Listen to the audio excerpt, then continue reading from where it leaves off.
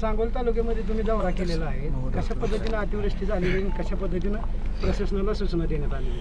नाही, आपण सांगोला तालुक्यात आज बघतोय खूप मोठा पाऊस गेल्या काही दिवसापासून पडतोय आणि हा तालुक्यापुरता मर्यादित विषय नाही राहिला. अख्ख्या सोलापूर जिल्ह्यामध्ये प्रचंड मोठा पाऊस पडताना आपण सगळेजण पाहतोय. म्हणजे अनपेक्षितपणे ढगफुटीसारखा पाऊस मंडलामध्ये पडतोय आणि एवढा मोठा त्यातून शेतकरी बांधवांचं नुकसान होतं. शासकीय ह्या पूल असेल, बऱ्याच ठिकाणी काही बंधारे आहेत, या सगळ्यांचंच नुकसान झालेलं आपण सगळेजण पाहतोय.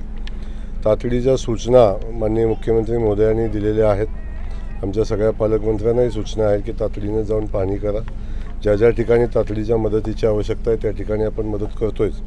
आणि त्यासोबत ज्या ठिकाणी अतिवृष्टी झालेली आहे त्या ठिकाणच्या सगळ्या शेतकरी बांधवांचे पंचनामे करण्याच्या सूचना दिलेल्या आहेत. एकही पंचनामा चुकणार नाही आणि शेतकऱ्याला जास्तीत जास्त मदत आपल्याला कशा पद्धतीने करता येईल अशा पद्धतीची भूमिका घेण्याच्या सूचना माननीय मुख्यमंत्री महोदयांच्या आहेत.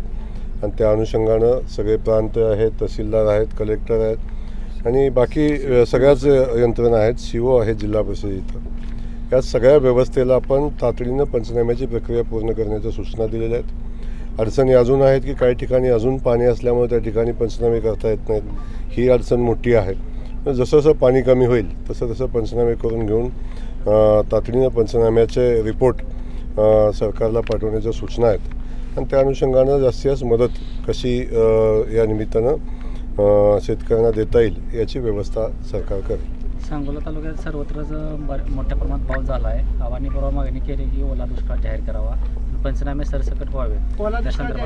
नाही, आता आपण बघितलं असेल की म्हणजे आता आमदार महोदय माझ्यासोबतच गाडीत आहेत, शहाजी बापू आहेत, दीपक आबा आहेत. सगळ्यांनी ची मागणी आहे आणि लोकांची जनतेची मागणी आहे की एवढा मोठा पाऊस पडला आहे की ओल्या दुष्काळाची या ठिकाणी जाहीर करावा आणि त्या अनुषंगानं शेतकऱ्यांना मदत व्हावी. तर त्याच्याही संदर्भात मी प्रशासनाशी आम्ही बोलतो आहे. सरकारही त्या संदर्भात गांभीर्याने विचार करत आहे. परंतु ओला दुष्काळ जाहीर करायला काही निकष असतात आणि शेवटी या सगळ्या निकषाची पूर्ती होते का नाही या संदर्भात अधिकाऱ्यांना तपासून घ्यायला सांगितले. परंतु एक गोष्ट नक्की आहे की प्रचंड मोठा पाऊस आहे आणि ओला दुष्काळ जाहीर करण्यासारखी परिस्थिती या ठिकाणी दिसते, हे वास्तव आहे. म्हणजे शेवटी काही नियम कायदे आहेत या सगळ्यांना तपासून घ्यायला लागेल.